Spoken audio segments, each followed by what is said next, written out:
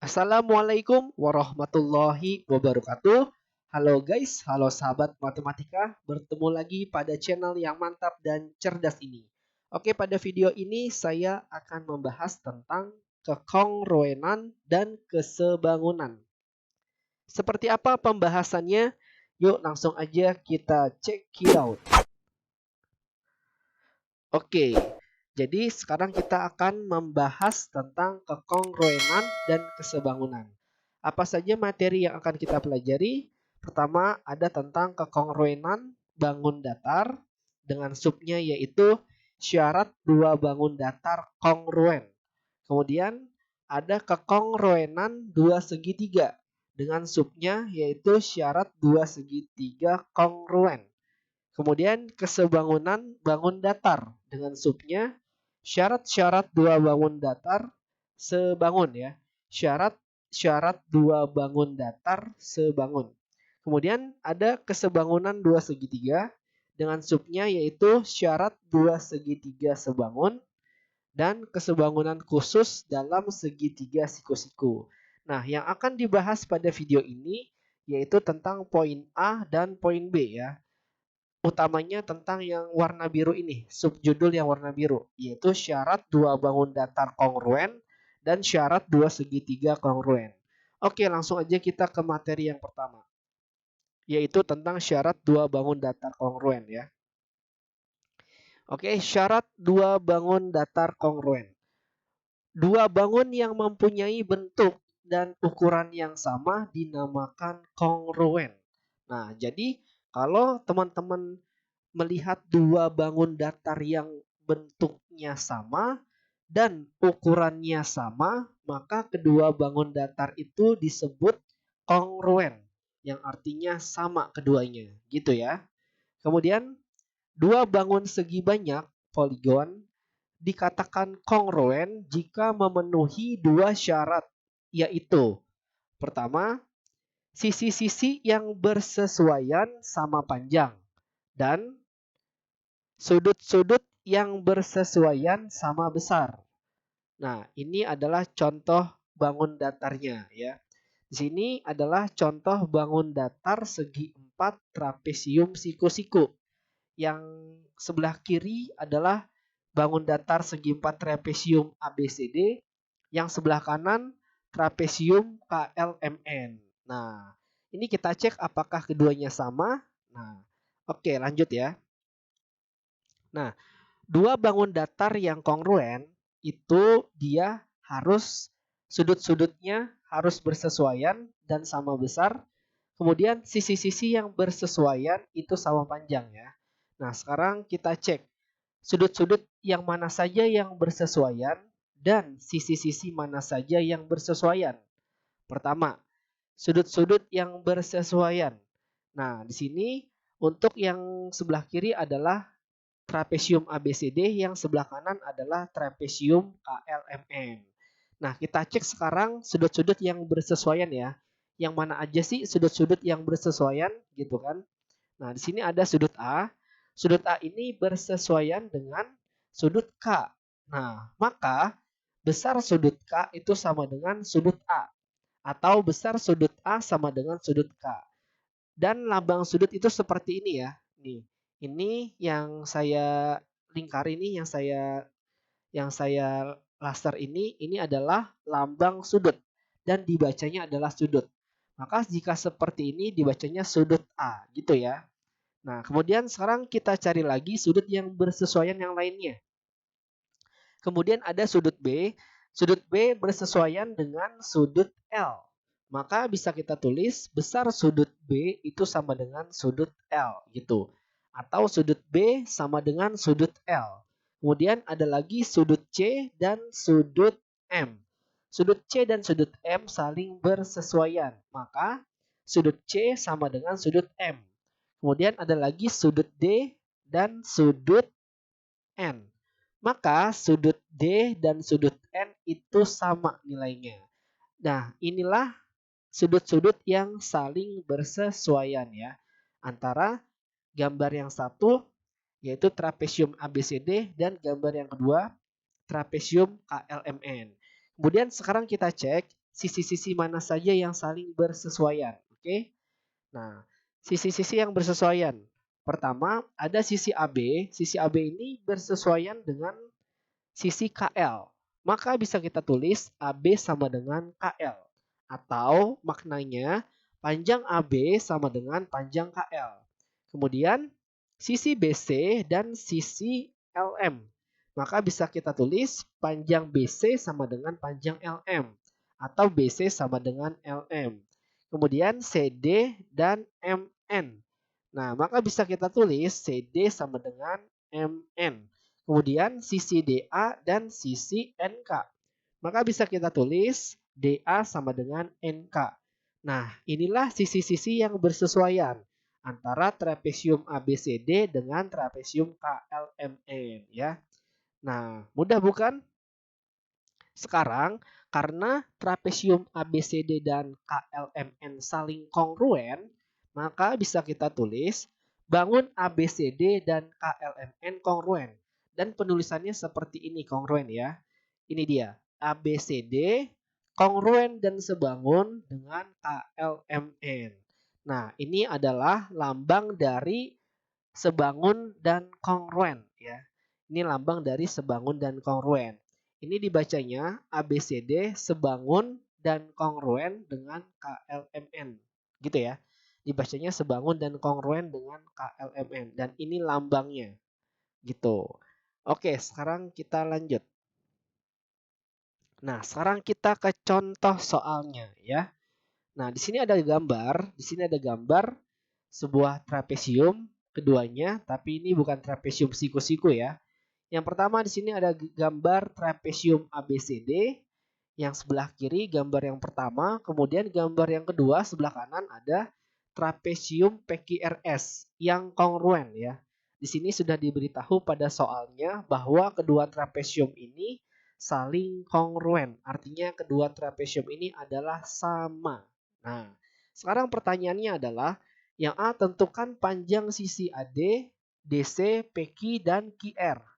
Kemudian yang B, jika besar sudut B sama dengan 40 derajat, berapakah besar sudut R? Nah, ini akan kita jawab satu persatu ya. Langsung aja kita jawab yang A. Oke, yang A, tentukan panjang sisi AD, DC, PQ, dan QR. Nah, maka kita harus melihat antara trapesium ABCD dan trapesium PQRS, sisi-sisi mana saja yang saling bersesuaian. Nah, ketika kita sudah dapat sisi-sisi yang saling bersesuaian, maka kita akan dapat panjang salah satu di antara bangun tersebut ya. Maka untuk mencari panjang sisi AD, kita lihat AD ini bersesuaian dengan apa. Nah, di sini kita tahu bahwa AD bersesuaian dengan SP. Nah, panjang SP itu 15, maka panjang AD 15 gitu. Maka dapatlah AD panjangnya 15. Kemudian kita cari yang DC. DC ini bersesuaian dengan panjang yang mana? DC ini bersesuaian dengan panjang yang RS. Sedangkan panjang RS adalah 16 cm. Maka panjang DC juga 16 cm. Kemudian kita cari panjang PQ. PQ ini bersesuaian dengan yang mana? PQ bersesuaian dengan sisi AB ya. Nih, sisi PQ bersesuaian dengan AB. Panjang AB sama dengan 40 cm. Nah, maka panjang PQ 40 cm. Dapatlah panjang PQ. Nah, kemudian panjang QR. Mana panjang QR? Ini panjang QR. QR ini bersesuaian dengan panjang yang mana? Nah, QR itu bersesuaian dengan panjang BC. Kita tahu bahwa panjang BC 21 cm. Nah, maka panjang QR adalah 21 cm juga. Nah, inilah panjang dari AD, DC, PQ, dan QR ya. Dengan cara melihat sisi-sisi yang bersesuaian dengan bangun yang kongruen. Oke, sekarang kita jawab pertanyaan yang B. Nah, ini dia yang B. Jika besar sudut B sama dengan 40 derajat, berapakah besar sudut R? Nah, karena kita mengetahui bahwa dua bangun trapesium ini saling kongruen, maka besar sudut antara kedua bangun ini dengan posisi yang sama, maka besarnya adalah sama ya. Dan juga besar sisi yang saling bersesuaian adalah sama panjang juga gitu. Nah, sekarang kita cari manakah sudut R. Oh, di sini sudut R dengan besar X. Nah, karena di sini R-nya ada di trapesium sebelah kanan, sekarang kita cari di trapesium yang sebelah kiri ini yang sama dengan R yang mana? Oh, yang ini, yang C ya. Karena dia sama-sama X besarnya. Maka sudut R itu akan sama nilainya dengan sudut C. Nah, sekarang bisa kita tulis. Ya, untuk yang B, sudut R sama dengan sudut C. Kenapa? Karena R dan C itu sudut-sudut yang bersesuaian dan nilainya sama besar. Nah, sekarang kita fokus ke sudut C saja. Artinya sekarang kita fokus ke gambar yang sebelah kiri ini, yang trapesium ABCD. Nah, untuk menentukan besar sudut R, atau sekarang kita cari besar sudut C, karena sudut R dan sudut C sama, maka untuk menentukan besar sudut C, ini kita perlu garis bantu ya, atau perlu perpanjangan garis. Pertama, kita perlu perpanjangan garis DC, seperti ini. Nah, kemudian kita juga perlu perpanjangan garis AB seperti ini dan kita juga perlu perpanjangan garis CB ya, yang miring ini. Nah, sekarang silahkan kamu ingat-ingat materi kelas 7 tentang garis dan sudut. Nah, sekarang kita kan mau cari besar sudut C nih, yang X nih. Yang si X besarnya ya, atau sudut C yang ini. Nah, sudut C yang ini itu sehadap dengan sudut B yang ini. Nah, untuk sudut B yang ini saya beri nama misalkan 1 di sini ya. Nah, maka sekarang kita bisa sebut sudut yang ini sebagai sudut B1. Oke. Nah, untuk mencari sudut C yang ini itu sama nilainya dengan sudut B1 yang ini. Sama nilainya ya. Jadi sudut B1 yang ini nih, oke saya tandai dulu ya. Saya tandai dulu. Nah, ini sudut B1 yang ini. Nah, sudut B1 yang ini itu sama nilainya atau sama besar dengan sudut C yang ini. Gitu. Maka untuk mendapatkan sudut C yang ini, itu kita cari saja sudut B1 yang ini. Kalau sudut B1 yang ini dapat, maka sudut C dapat. Kalau sudut C dapat, maka sudut R dapat. Gitu. Nah, sekarang fokus kita adalah mencari sudut B1. Nih, sudut B1. Nah, sekarang kita akan mencari besar sudut B1 yang ini nih. Nah, sekarang kita fokus lagi. Sudut B1 itu dengan sudut B yang sebelah sini, itu adalah sudut lurus ya. Kenapa sudut lurus? Karena jika kita tarik dari sini terus sampai ke sini, itu akan membentuk sudut lurus. Artinya sudut B1 yang ini jika dijumlah dengan sudut B yang ini sama dengan 180 derajat. Nah, itu adalah sudut lurus. Sekali lagi, sudut B1 yang ini jika dijumlah dengan sudut B yang ini nih, sudut B yang ini kan 40 derajat nih.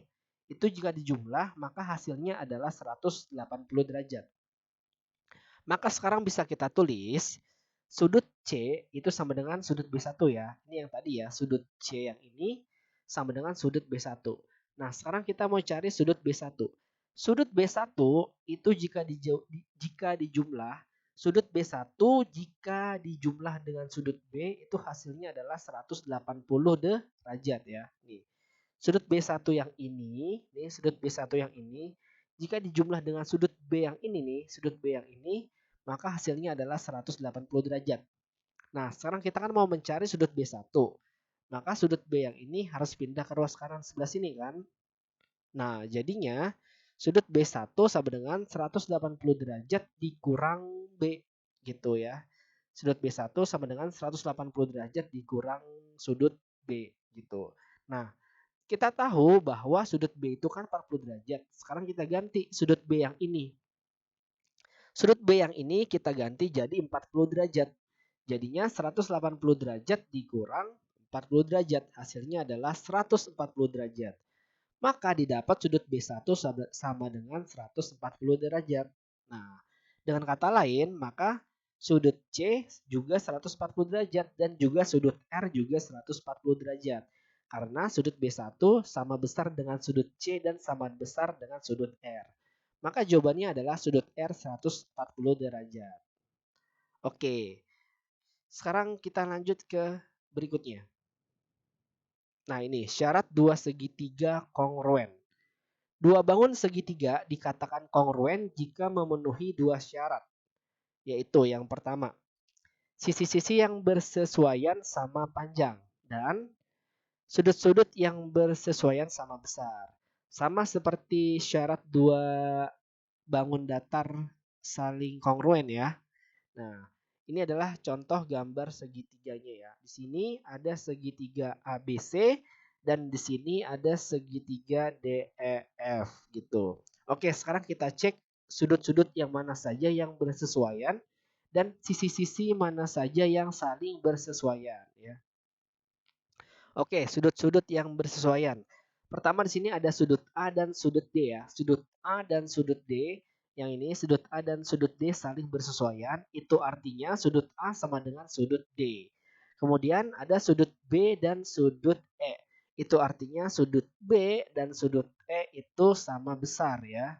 Kemudian ada sudut C dan sudut F. Sudut C yang ini dan sudut F itu bersesuaian. Maka artinya besar sudut C dan F itu sama besar. Nah, kemudian ini di sini kamu harus pahami bahwa ada tanda seperti ini ya. Di sini juga ada tanda seperti ini. Tanda ini adalah sebuah kode ya. Sebuah kode, sebuah pertanda.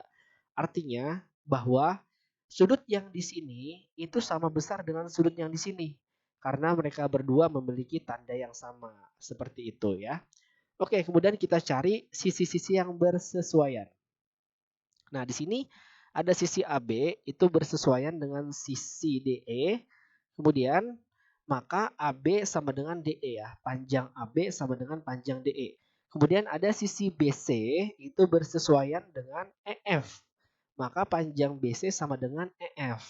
Kemudian ada juga panjang CA atau sisi CA itu bersesuaian dengan FD.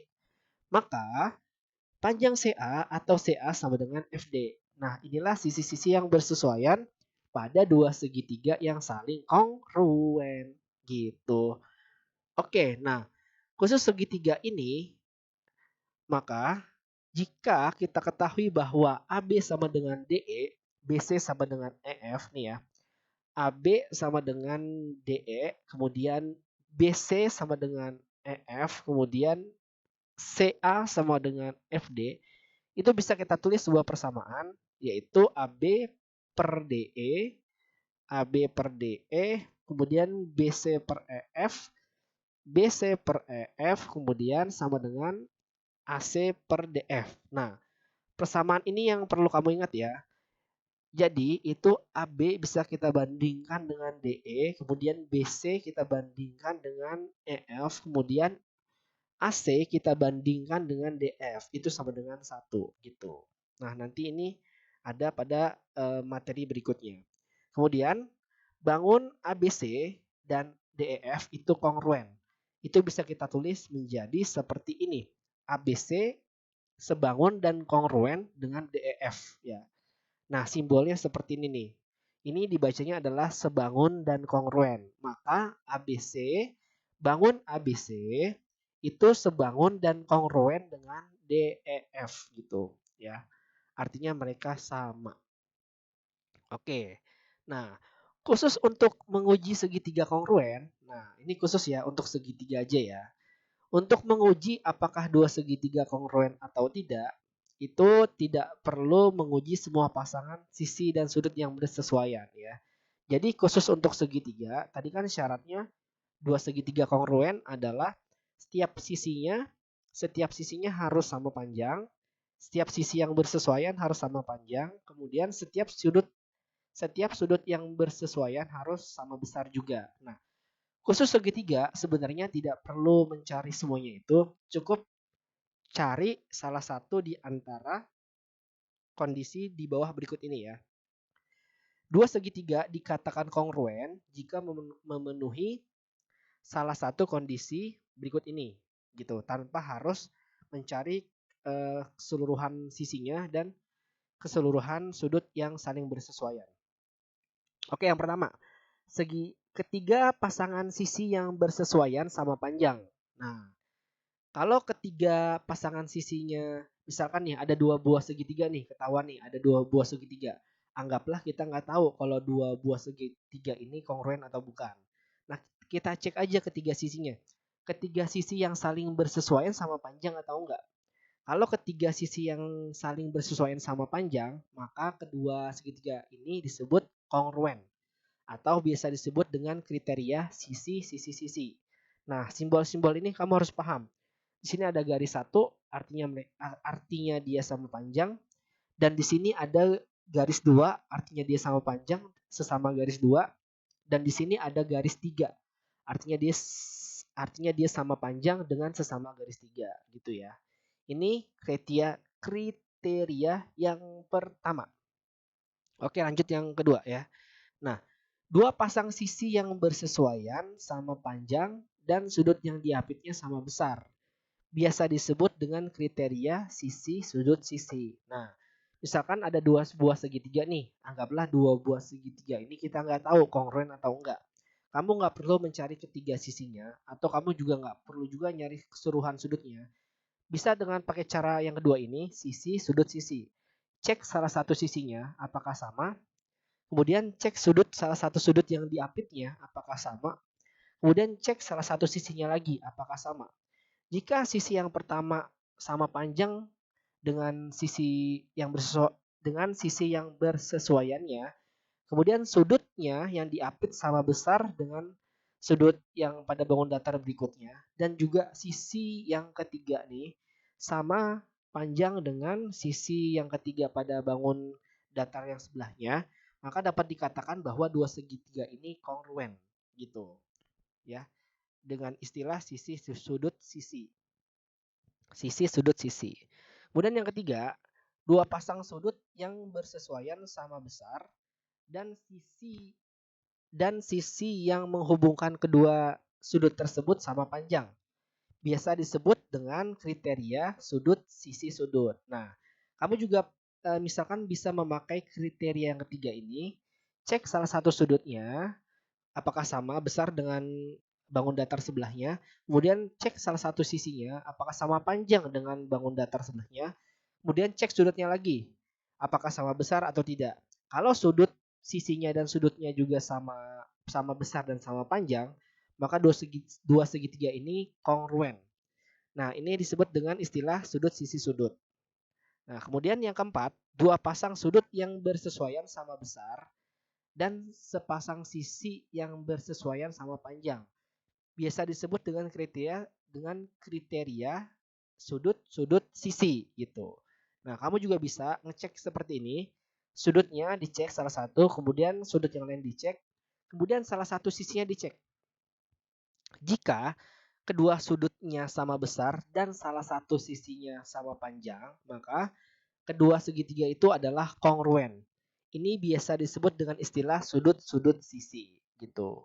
Nah, kemudian khusus untuk segitiga siku-siku, sisi miring dan satu sisi siku-siku yang bersesuaian sama panjang ya. Jadi untuk segitiga siku-siku, apakah jika kita ingin mengecek apakah dua segitiga siku-siku ini kongruen atau tidak, cukup kamu cek apakah sisi miringnya sama panjang dan sisi sampingnya ini salah satu sisi sampingnya sama panjang. Jika sisi miringnya dan salah satu sisi sampingnya ini sisi siku-sikunya sama panjang, maka kedua segitiga siku-siku ini adalah kongruen.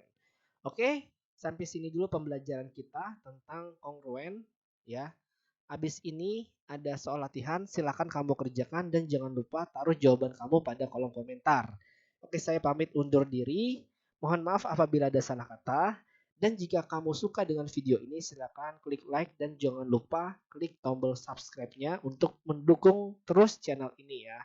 Oke, saya pamit undur diri. Mohon maaf apabila ada salah kata. Terima kasih. Wassalamualaikum warahmatullahi wabarakatuh.